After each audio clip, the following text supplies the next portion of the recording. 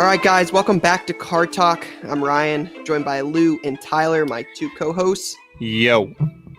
Got a big episode today. Going to get into Bol Bol and his recent 2-game explosion. See what his cards are doing and discuss how you can take calculated risks with some lower rookies or prospects in different sports and how that could pay off in the long run. Going to get into population report with PSA and Beckett and see if that has an impact on sales in terms of, do cards with high population reports, do those seem to sell better or worse? Go down that road. And then we're going to have a continued discussion around PSA as we interview Clay.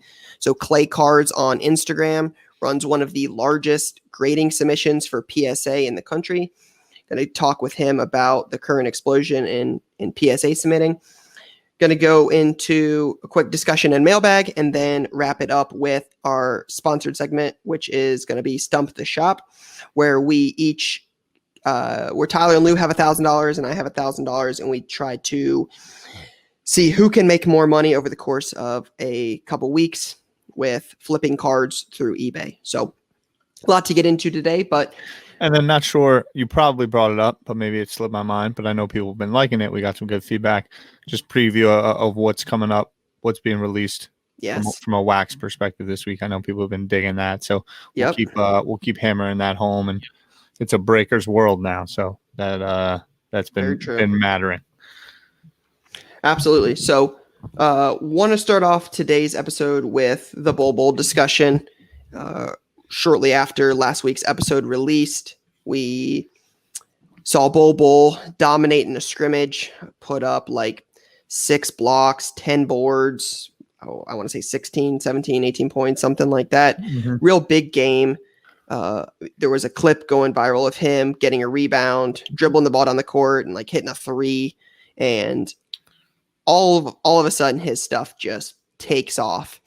And I think a lot about this in terms of taking low risks on guys, flyers on upcoming stars or upcoming rookies, because I went back, for instance, taking a Prism orange ice of Bol Bol. So probably less than a silver, but on literally a month ago, a Prism orange ice did $18. And earlier raw. Okay. And earlier today, there was one sold at $76. Mm-hmm. So in a short period of time, it really gets into the discussion immediately and quickly of like gambling and short-term flips, and like it also doesn't have value until you sell. So I think that's something to discuss, right? There's the prospecting aspect of it. When Aaron was on Slab Stocks, he talked about knowledge base in baseball, give him a big leg up. I think a lot of guys we talk about, do what you know, pay attention to what you know. If you're deeply knowledgeable about a sport, about a team, soccer's filled with academy guys coming up. You know, who's going to be the next guy to replace this person? Soccer is getting bigger, equal to baseball in terms of prospecting, but basketball, smaller rosters, still the place for explosions. The biggest one, Pascal, probably, right? Last year, like in front of everyone's eyes. Not a nationally known player, and then boom. You know, and I don't know if they maxed him on a contract already, but he's going to go from relatively unknown Toronto player to max contract Pascal Siakam, and Bol Bol potentially another preview of that, even though we're talking about 2 games versus a championship playoff run. But I think it's important to note, you on the cracked ice, if Bol Bol, he goes out in 2 preseason games, does that, and there's this massive explosion, and then 10 games into the bubble, he's averaging 3 minutes a game for the Nuggets, what's going to happen to that market? Right? That's probably going to happen, though, right? Because MPJ is on his way back. So, that's going to cut his minutes down, right? Yeah, I mean, it's the first game in a AAU type style tourney that they throw guys out there, and amazing. And we live in a highlight culture and all that. But to a lot of people are probably sitting back and counting the base Prism Bol Bol that they have and saying, oh, I'm rich. Yet they didn't sell any of it. Right. So I think that's a key part to touch on. And Ryan, love just your thoughts and talking through, okay, when I'm going to make a sales decision, I've prospected well. I've made the bet. I bought the future. It's like same deal. You can have a future on the Suns, and then all of a sudden they make it to the conference semifinals.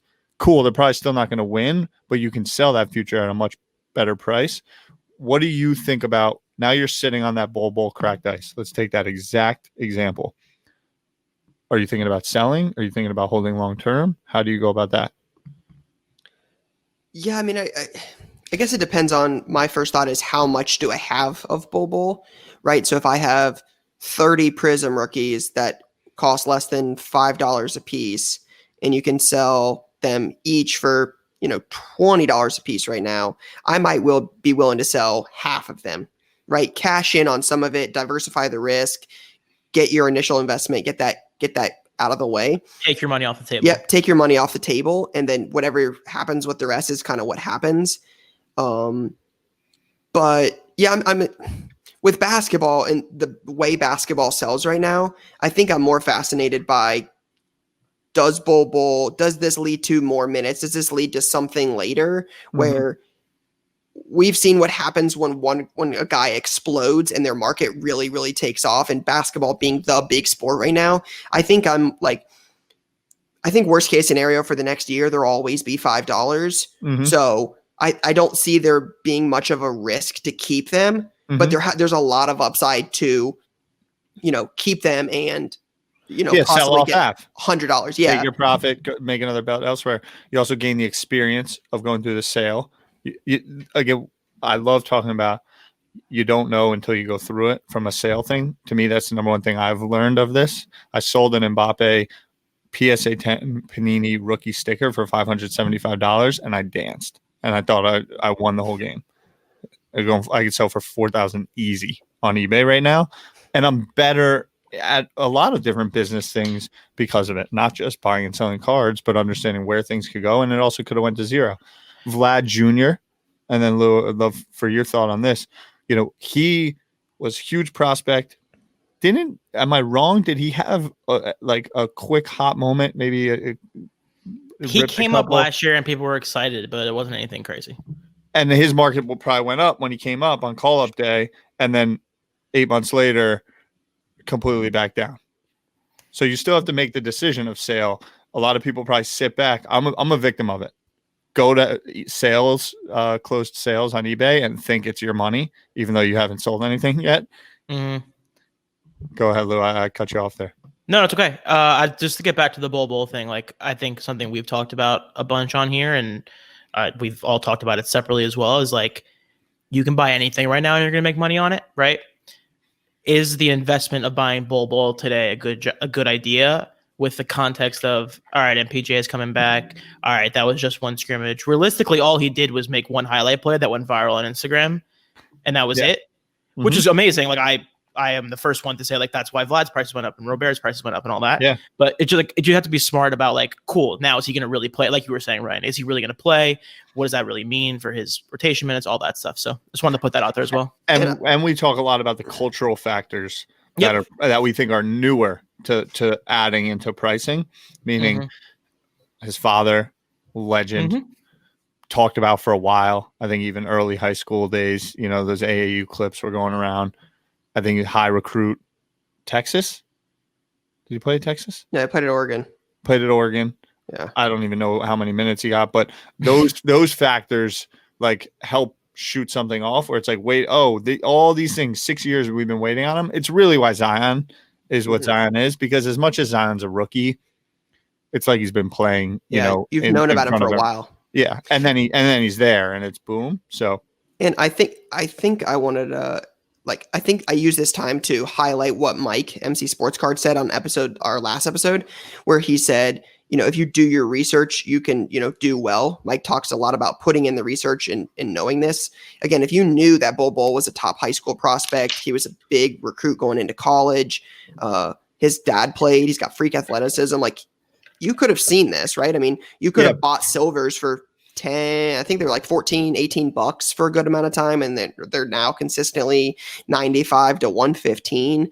So this really speaks to, don't go buy a silver of every single basketball prospect necessarily this year. But if you do a little bit of homework, this could have been something you could have seen, and you could have bought, 4 of them for 60 bucks that are now worth $460 on the high. So there's a lot of potential in this kind of stuff if you're willing to put in the work and you have a little bit of knowledge on a particular sport. So I think good buddy of mine, Eric Whiteback, who big in sneaker reselling, Supreme reselling, really been all in on cards for like 12 months now, texted me 5 days before any ball hit national attention. Like, are you paying attention to ball? Are you paying attention to ball? And I'm like, I'm pot committed on Michael Porter Jr. So no, but it goes to show I should have hedged. It also goes to show the market tends to lag behind. Mass consumption tends to lag behind.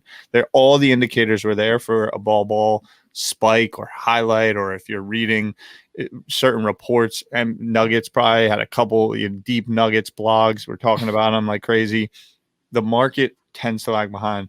And even in holistic sports cards right now, people are saying it's too late. It's going to top off.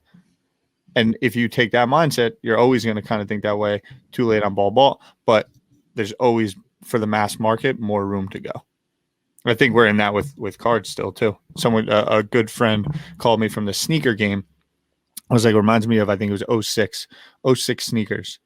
And he's like, if you were in sneakers before 06, you felt that like everyone you're cashing out on everything. Yeah. And then boom, all the blogs start, all the media starts. But here we are in 2020 and Virgil, Off-White, they're starting to make it into corporate rooms. Like, he's like, no, I'm like, is this just going to last a little bit? He's like, it's 15 years in sneakers. It's now been happening. And people, everyone that was in it cashed out early because they're like, this can't last. People are. And by the way, the people who came in 07, in 2011 were like, yo, see ya. Yeah. All right. So next discussion for today, we've seen, like you said, Lou, earlier, it seems like there's very little right now until sports resume that you could really lose money on. It seems like the whole market in general continues to rise steadily throughout the last couple of weeks, the last couple of months.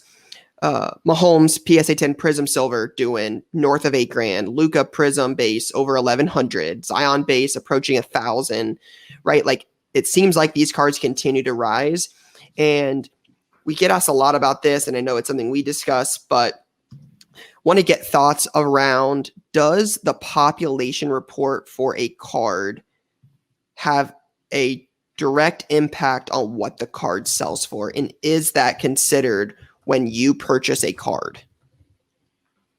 For me, I historically was not the person who was interested in 2019 Prism for this reason. I still kind of think I'm ready to go back on it a little bit, that because the print runs are going to be so high, it was going to hurt. I didn't anticipate what was going to happen with the pandemic and all the more interest now. So generally speaking, I do not consider pop reports when I buy cards for base cards for like these type of guys, like the Lukas and the Juan Sotos and the Zions.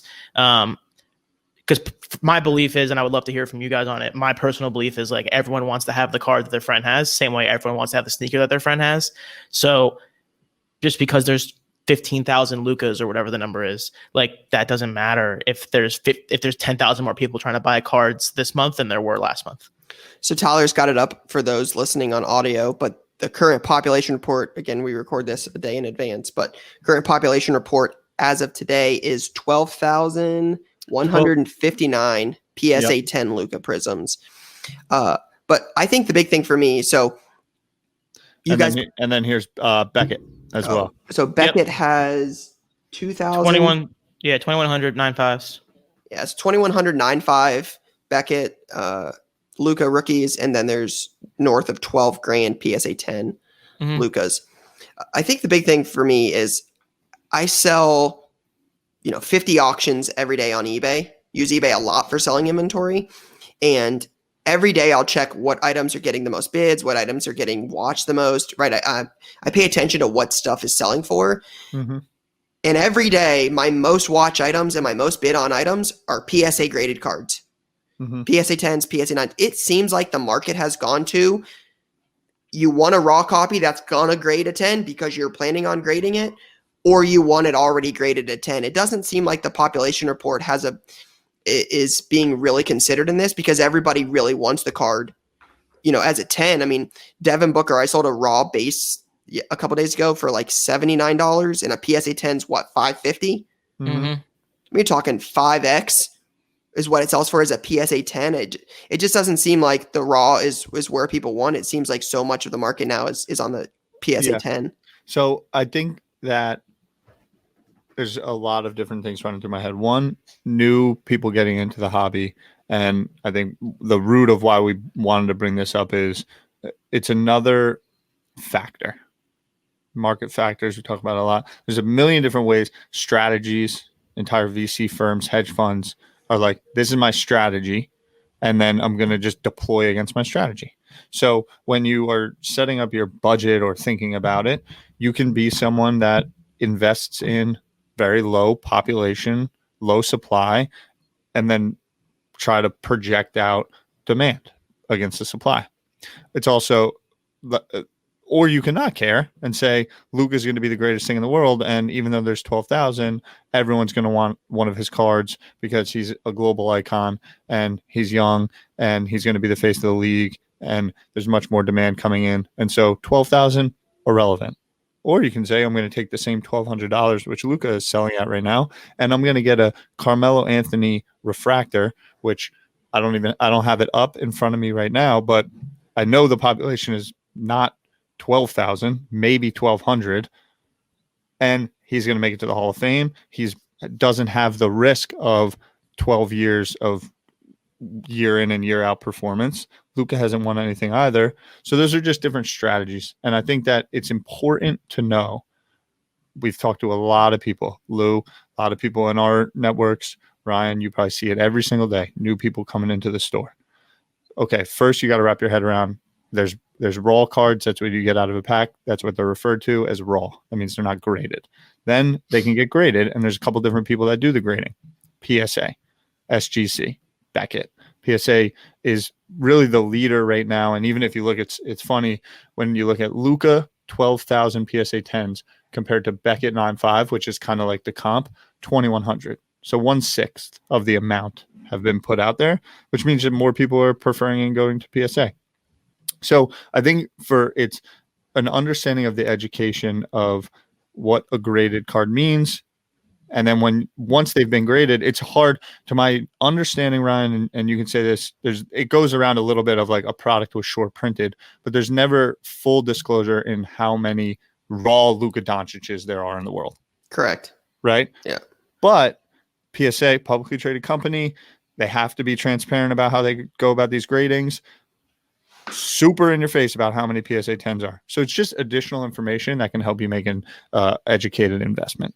Yeah, it doesn't seem like it's a huge factor right now. I think this is something to watch 2, 3, 4, 5 years from now as the grading continues to be, everybody wants graded cards. As this continues to rise in the hobby and we continue to grade more and more, when these numbers start getting 20, 25, 30,000, you would assume Zion seems like it could be on that track. I mean, everybody seems to be grading that card. It's gonna be up there. It will likely be the first one to 20,000, I would expect. So it'll be interesting to watch that as grading continues to blow up. But speaking of grading blowing up, here's a LeBron real quick, just to show I'm looking. I pulled up LeBron 2003 Topps Chrome for his PSA 10, 2,000 of them. Yep. When you think about Luka, the card was printed 2 years ago. When you think about LeBron, the card was printed 17 years ago. There's going to be a lot less in circulation that people can submit to get graded. That 2,000 probably going to stay a lot more supply similar than extrapolate Luka out 5 years from now, where that'll stand. So again, just things to think about. But yeah, like we were saying, demand for grading right now at an all-time high. We recently sat down with Clay Cards on Instagram to talk about a recent explosion in the grading card market, what he sees from his end as he runs monthly submissions for PSA. And here is that interview. All right, welcome, Clay Cards. If you guys don't know Clay, he is one of the largest submitters for PSA grading in the country. Clay is a friend of mine, someone I've known in the hobby for quite a while now. But I will let Clay give his spiel and his introduction, and we'll get right into it. So Clay, why don't you tell us a little bit about yourself? Yeah, hey Ryan, thanks for having me. Yeah, like you said, I've just started running PSA submissions a couple of years now.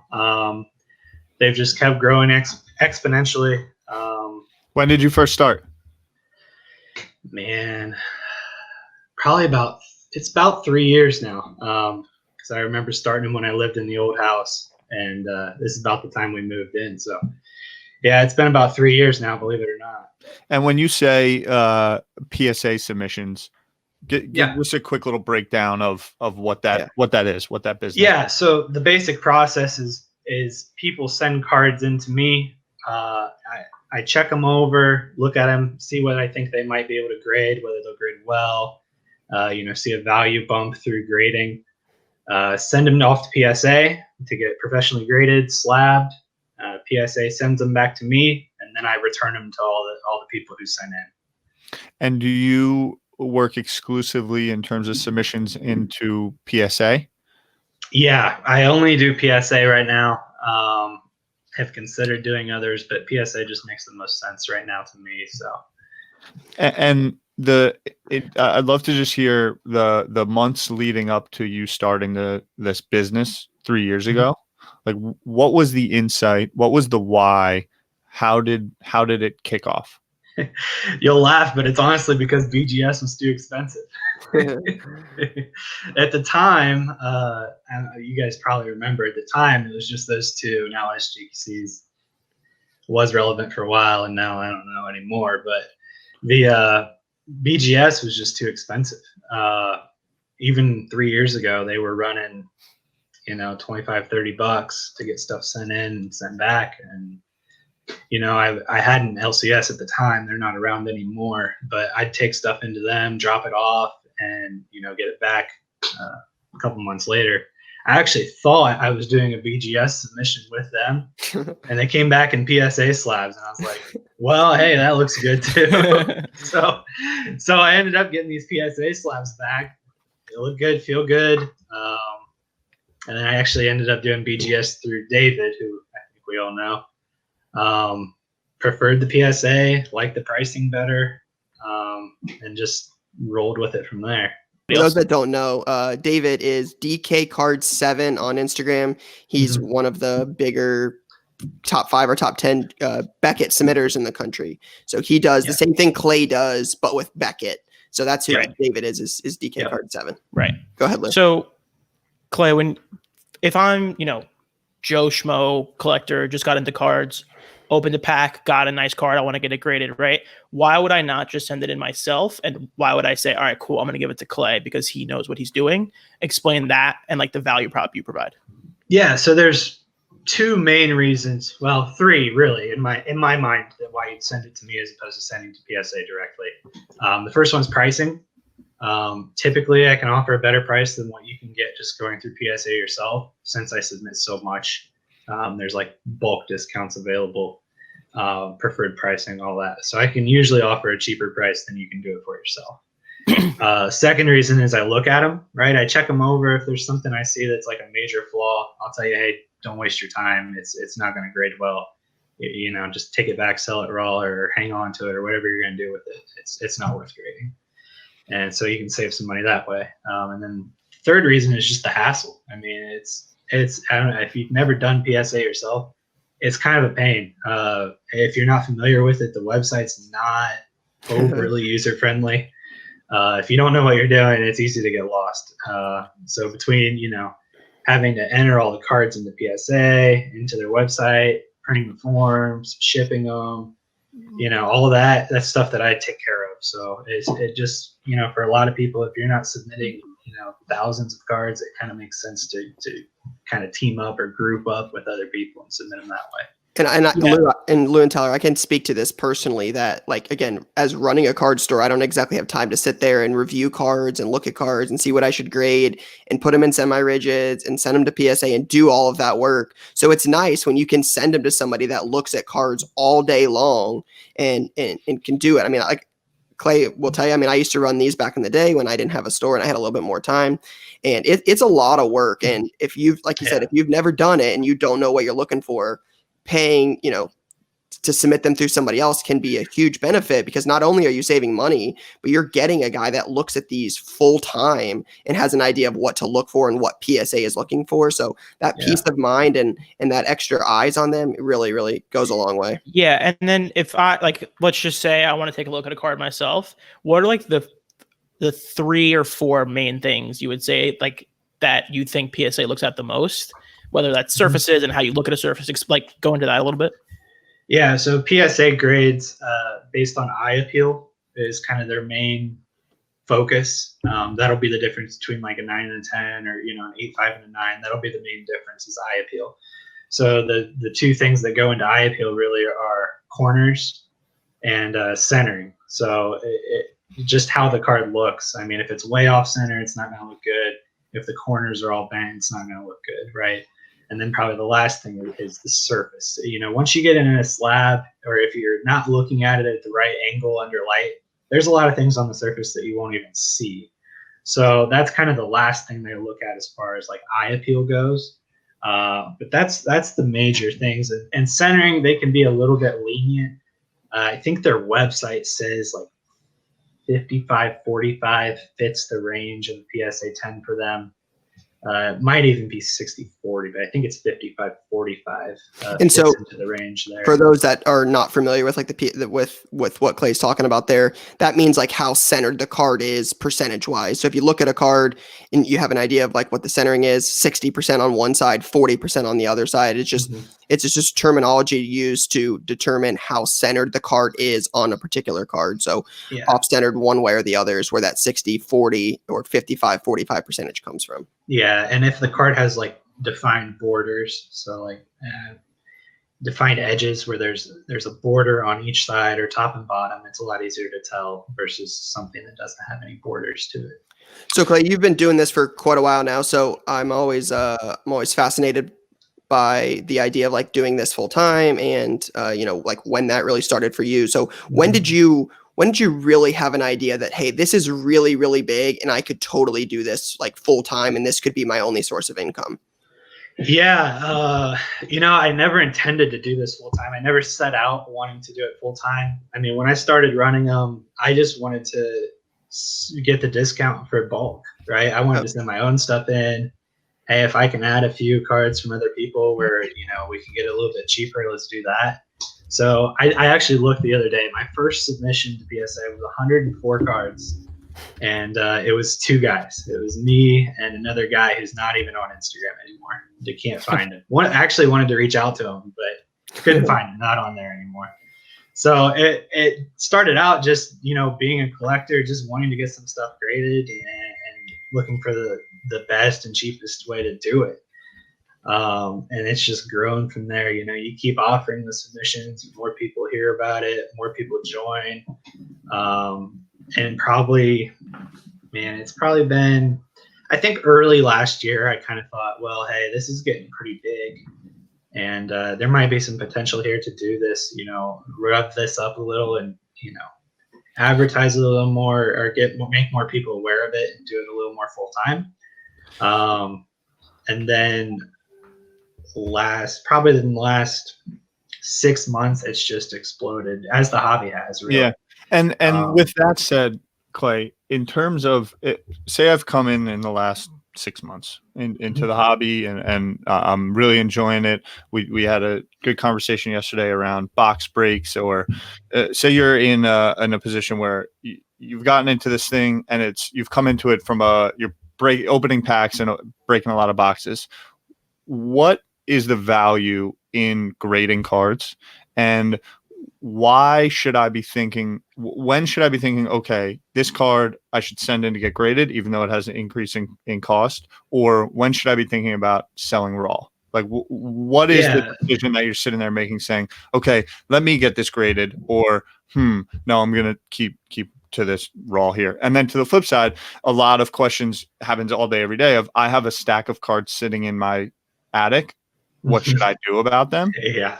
Would love for you to The attic cards are always the most interesting because it's a lot of times that's vintage, so vintage is just kind of got to figure it out what you got and if it's worth anything. That's a lot of research on that part. But some of the more modern stuff is things that a lot of us know more about. The vintage is something you have to look up. But as far as what you want to send to PSA, there's two reasons really. One would be just preservation. I mean, some people have PCs, they'll collect a bunch of one guy or a set or something like that, and they just want to get it slabbed for protection reasons or display reasons. So that's one reason. The other reason, which is probably what most people are doing, is looking to flip cards, increase the value to sell later on. That's probably the most common thing people are looking to do. And the reason you do that, send them into grade, is you look at the value of a PSA 10 or a PSA 9. Even now, 9s are worth a lot more than raw in most cases. So a lot of times you can get cards that are, $5, $10, $15 graded in a 10, and they turn into, $100, $200 cards. Yep. And then speaking to the increase in demand that you've seen over the last 6 months, is there a certain subset, whether it be basketball, baseball, soccer for that matter, that you've seen a massive increase in? And how about maybe even on the Pokemon side? Can you go in depth a little bit of like what's the insights that have come across your radar of like, this is really popping off? Because you're in a unique position where you see it really before it's happening, there's any data or before it's happening. Yeah, that's one of the advantages of doing this, is that I'll see things like, I don't know anything about baseball prospecting. I know nothing. I couldn't tell you a single player. But once the 2020 Bowman stuff starts rolling in, I say, well, hey, here's probably the 5 or 6 guys that everybody's grading. So then I have an idea who's worth grading out of the Bowman stuff, right? I just don't know anything about baseball prospecting. Like you kind of mentioned, soccer's been big recently. A lot of stuff people have been sending in soccer stuff. Any specific product in the soccer side or players? 2018 Prism has been a big one. There was like a Donruss, where I think in soccer, Ryan can probably tell me, in soccer, I think they did Optic and Donruss in the same like set. I think Optic was like a parallel in the same box. I think that's where Mbappe cards come in. That like 18 Donruss hanger boxes.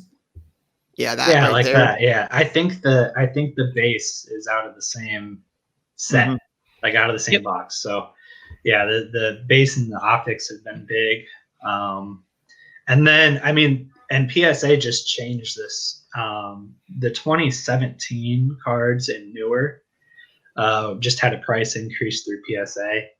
Because that's what they get. They get a ton of the 2017 and newer. I would probably say 90 or 95% of what I get is 2017 and newer from people. So it made sense that they were going to raise the price on that. But that's a majority of what comes in. Are you dealing in the vintage space at all? Very little. They separated it into 3 different years now, or year categories. So it's 2017 and newer, 2016 to 1972, and then 1971 and newer. Hardly any of the 1971 and newer and older stuff, but you'll get probably the 5-10% of the stuff is in that middle range. And what about Pokemon? Not much Pokemon at all. I feel like Pokemon kind of has its own group, if that makes sense. I feel like the Pokemon people and the sports card people are still separate. Yep. For some reason or another. I know there's overlap there, but I feel like a lot of those groups are still separate. Now, Clay, I wanted to ask though, because I know we talked about this the other day offline, but can you share some of your plans for like future submissions? Are you currently doing them now? If not, are you going to do them again? So, yeah, I'm finishing up The most recent submission, probably going to be another week on that until that's completely finished. And then after that, I plan on running my next submission through a website. So I've been working with a couple people on a website. Makes things a lot easier on everyone. Be able to submit directly through the website, print off a sheet with your information, mail it in with your cards. Then eventually you'll be able to see your cards on the website, like view your list of what's going in. Then when the grades come back, you'll be able to see your grades on the website, see your tracking information on the website. It's going to be great, but it certainly takes some time to get all that together, as I'm sure you're definitely aware, Ryan, of your website. So it's Clay, do you have a favorite, a single favorite card of your own, and vice versa? Is there a card that you have noticed is incredibly hard to grade, and then even if the population might be a little bit increased, it carries a little bit of extra value because it's becoming more difficult to hit that PSA 10 or 9 for even that matter? Yeah, it's kind of funny how you see things trend when you're grading the same stuff all the time. So like one example I would give is first example I'd give is the 93 SP Jeter. Like we're probably never seeing a PSA 10 of that again. Just not going to happen. Why? I'm not even sure how many are on the pop report, but it's not many. Why? Why? Why? Well, one reason is they're really condition sensitive, right? I mean, they're a foil based card, scratch easy, corners get dinged easy. And it's a little bit older, so it's tougher to find in good condition. Even the packs that you can still pull those out of, a lot of them stick. So the cards inside the packs stick. Like a brick. Yeah, it's literally a brick. So the ones that you can pack pull probably aren't in good condition anymore. And then once you get to where a card is like super valuable, PSA kind of regulates it, where they try not to give out a lot of high grades in that card, just to kind of keep the population in control. Fair, I guess, in control. Yeah, that's probably a better word. And then some of the newer stuff, like one example I would give is like 2016 Bowman Chrome stuff. That stuff's just tougher to grade. I don't have a great reason why. Some of it's centering, some of it's corners, some of it's surface. There's just quality control issues with that stuff. So like when Tatis was popping off, that's something where you probably just want to buy the card graded as opposed to trying to grade it and get a 10. Interesting. So that's some of the things that you see after a while. Like I think the same thing's starting to happen with Luka and Trey, Prism rookies, where they're kind of getting a little bit tougher on those. They're getting tougher to 10. Now, whether that's a reflection of the pop report or not, I don't know, because the pop reports on those are huge. Yep. But maybe all the good ones are already graded. What's the weirdest card you've pulled? You've sent in to PSA in the last 6 months? Whew. I had somebody send in if you ever been to a Nike store, they have the gift cards. I had somebody send a gift card in to get graded. It was like an old, I think it was Serena Williams or Venus Williams. It was a literal Nike gift card out of the store. So that was an interesting one. Sneaky. Yeah, that was an interesting one. And sometimes you get some of those like box toppers, the bigger, like the giant cards where you just don't see them very often. Yeah. So those are kind of interesting as well. And Clay, before we it looks like that's going to be all the time we have today, but before we get you off here, any account, social media, websites, Facebook, anything like that you want to go ahead and plug? Yeah, so go ahead, follow me on Instagram. It's @ClayCards. That's my primary source of social media. I use that the most. You can also find me on Facebook, PSA Submissions by Clay Cards. That's the name for that group. You can find me there. You can find me on Twitter at Clay Cards. And once the website's up and running, I'll make sure to post that all over all those socials so you can get on there and see what's going on. Hell yeah. Awesome. Well, we certainly appreciate the time, Clay. Thank you. Thank you again for sitting down and chatting with us. Yeah, thanks for having me. All right, that was our interview with Clay Cards. It was great to sit down and hear what's going on in the PSA grading world. as he continues to get more and more cards for each submission. Really speaks to the point that you can really do anything within this hobby, and there's a lot of different paths you can go down, whether it's grading cards or flipping lots or breaks or all sorts of different things. So always good to sit down and chat with Clay. But let's get into our Stump the Shop segment. Stump the Shop is brought to you by eBay. This is going to be a multi-week competition between myself and then Tyler and Lou. They will be working together to try to basically beat me in a competition around flipping cards. So we all get asked a lot about, what you're buying, how you flip cards, how you find lots, what you're looking at when you're purchasing. And this is basically going to be focused around what we're thinking, why we're buying, how we're doing, etc. So gentlemen, any updates on your end around what you're purchasing, what you're selling, strategy? You guys doing anything at all? Yes. I have no strategy whatsoever. Thank you. We're strategy-less. That's our strategy. No, we've been talking a lot about soccer.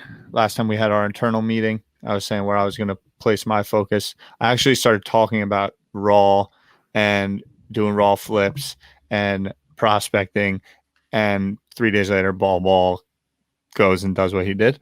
But soccer, heavy soccer, that's where I spent a lot of my time. And I was driving late one night, and I'm like, Pulisic, 2026 World Cup. Think about a lot, working backwards long term. Premier League, I think what a bit of an advantage in terms of global sports right now. Europe isn't in it seemingly as much with Corona. Maybe they've got a little bit more under control, not touching politics at all, but seems like they're in a better spot to have open sports and getting closer to it. They just went through a very successful run of Premier League soccer, La Liga, Serie A, all wrapped up. Champions League is going to go into a bubble. Pulisic's not playing in any of that, but there's been a real shift in our consumer attention in sports right now, and a lot of it is going to soccer. Big investments are going to be made into the promotion of soccer as we start going towards 2026 World Cup. Christian Pulisic is the face of American soccer. He is still incredibly young, kid from Hershey, PA, and he plays on Chelsea, arguably one of the more American marketed teams in the Premier League. And then the cherry on top is the kid has proved he can play at the top league. When he first came in, struggled a little bit, seemed to get pushed around. He then got injured, fell to the back, and the pause from coronavirus gave him the chance to get healthy, and he came back and has just played his mind off. This has been a really big few weeks for him, right? Like he's really come on super strong. Yep. And arguably scored one of the better goals. Definitely, I think his top goal since he's been in the Premier League against Liverpool came on as a sub, and then on the same deal had a beautiful assist, and it's just really been turning heads. And so this was before, because I pay a lot of attention to it, this was even before the Liverpool game. I think he scored 3 goals since we went and made the purchase, but he started to spike. This could be considered Christian's true kind of base rookie. And it's a hollow, so I don't mean base, but I mean there was some, I believe, national treasure stuff. I don't want to speak out of turn, but we went with PSA 9, testing a little bit of lower end and trying to get more action on it versus the PSA 10 higher price point. I think there will be less action on the buying side. To me, this is going to be a very liquid card.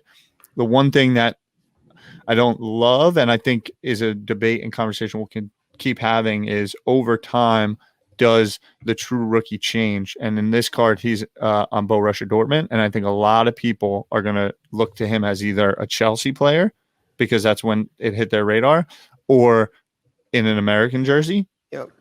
But when I look at it, to me, this was his first printed. It's hollow, much less supply, and the PSA 9 still. And I got this at 75% of listed value. It was listed at $399. I went back and forth with a couple offers, landed on $295 pre-tax and shipping.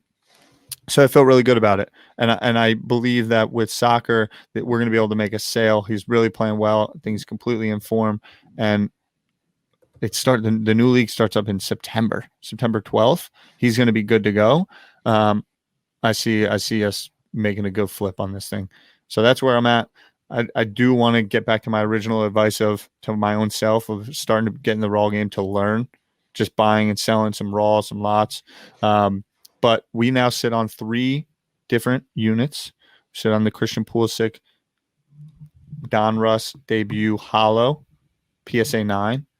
We sit on a Bulbasaur first edition PSA 9. And we're actually all PSA 9 sneaky. Tyler Boyd optic auto, PSA 9 auto. Nice. And so we're there. We're just under our threshold, I believe, of 1,000.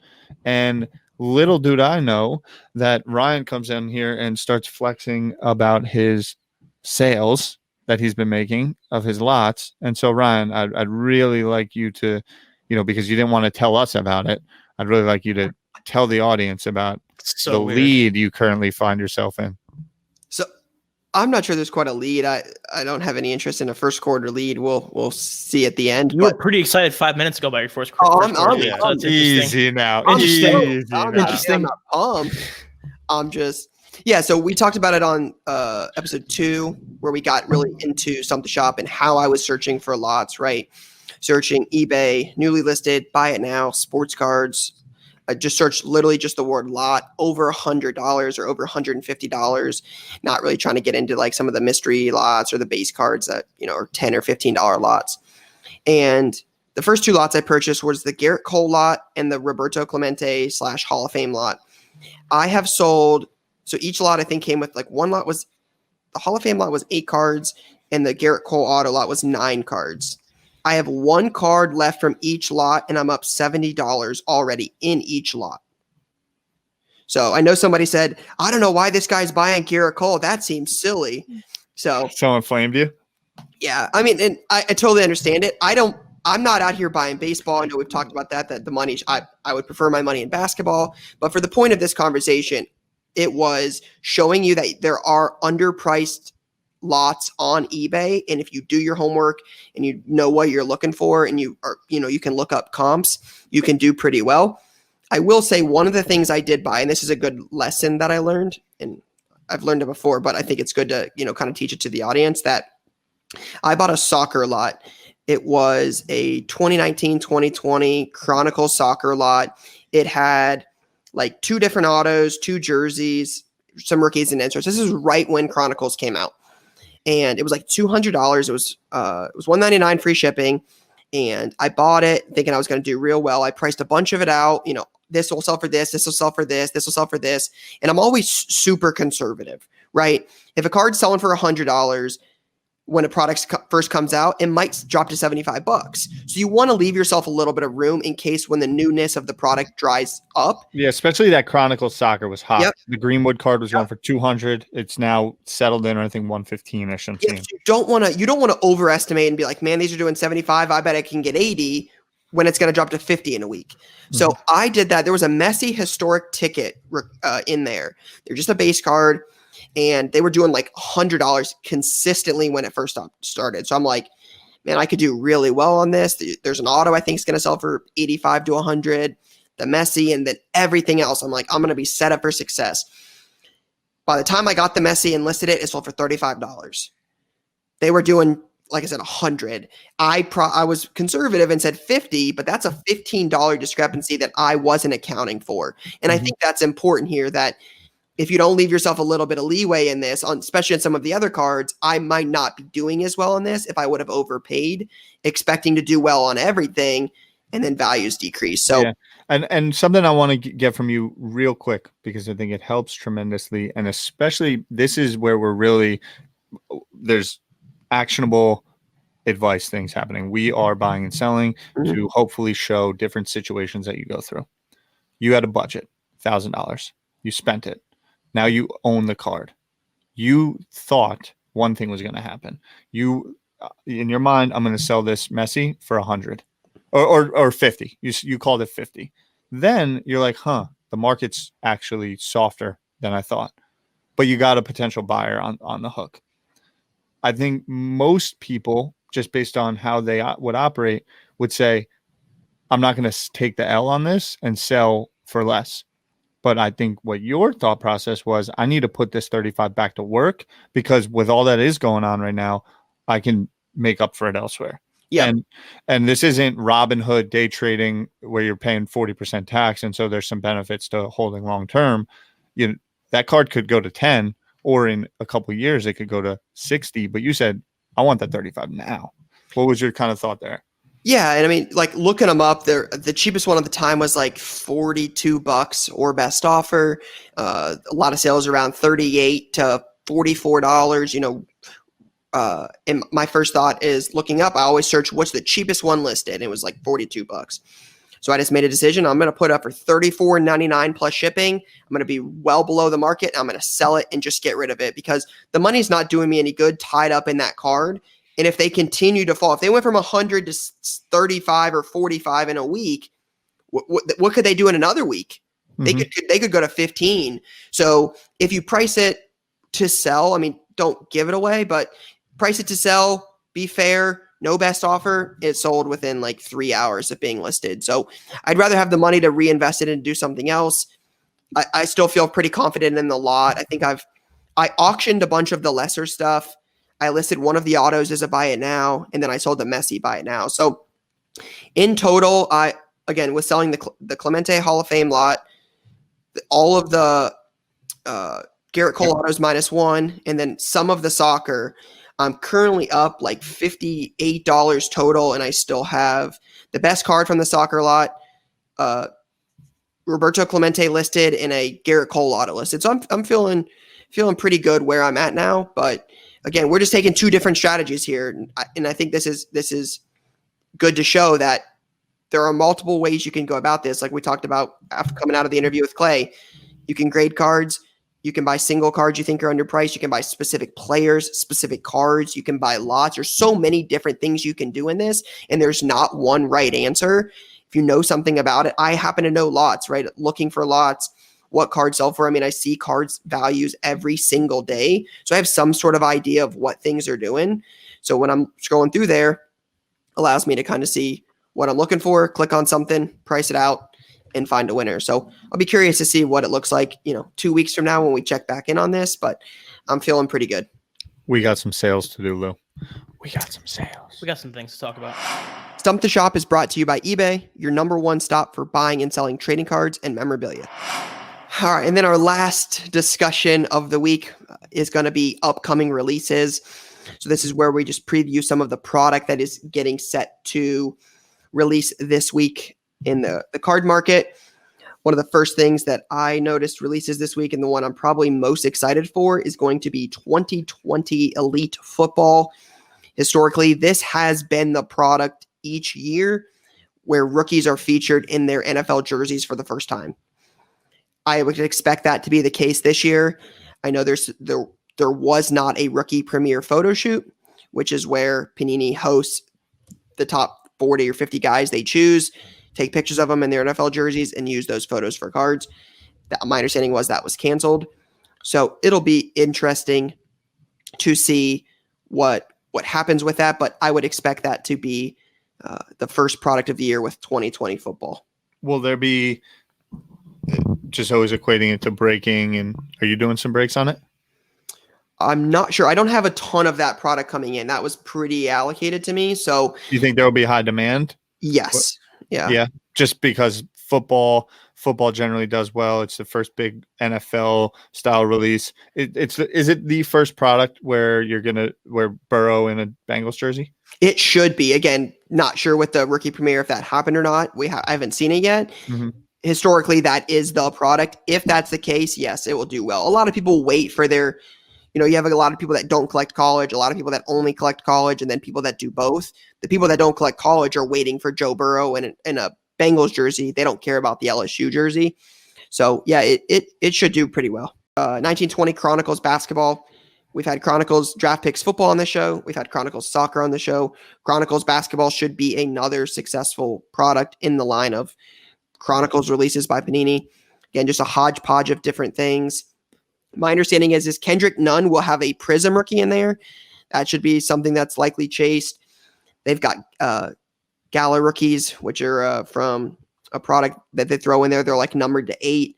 Historically, like they'll sell for thousands of dollars. A lot of chase cards in there. Again, with just a variety of different products. Chronicles should also do well, but bigger break demand for that or for the football? Anything basketball at this point. Basketball for sure is leading the way. Football will do well comparatively to the other football products as it has the NFL jersey stuff, but in terms of those two compared to each other, basketball for sure. Love it. Cool. So Sounds good. Oh, real quick, I want to tell on myself because last week I said something very stupid about the Braves. Run it back. We were talking about Trae Young. We were talking about Ronald Acuna. I said the Braves don't win a lot of games.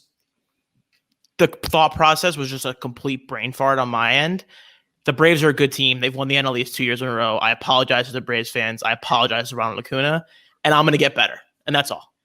That's all you can do every single day. And that's how we'll end episode 4. Lou, you need to wear a Braves hat next episode. Done. Cool. All right. I'm